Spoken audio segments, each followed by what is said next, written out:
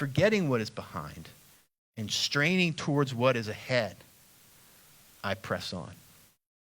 Now, the biblical idea of forgetting does not mean we have no recollection of our past. We're always going to remember the things in our life that happened to us. No, the idea of forgetting, when you read it in the scripture, it means that our past has no bearing on what we decide to do today, has no control over us, anymore. That Jesus, when he died on the cross and he rose from the grave, he paid the penalty of all of our wrongdoings and evils in our life, and he cleans the slate. He forgives us. He allows us to press forward with our life without this heavy burden of what happened in our past behind us, right? Now, Paul, scholars, when they read this, they think, what kind of past is Paul talking about? It could be that he's talking about his past mistakes. Before he was a believer in Jesus Christ, he was a zealous Pharisee.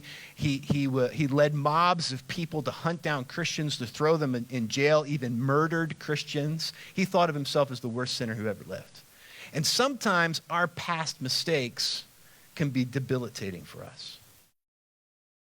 You ever have that day where you just something that you did, just that memory just pops up in your head and you feel ashamed about it all over again? And some of us are dealing with the consequences still of things that we did years ago. But like I said, Jesus died for those things so that we can move forward with a clean slate. Now, other scholars think that maybe Paul's talking about his past successes. Our past successes can sometimes be debilitating for us too. After Paul became a believer, he was a very successful missionary.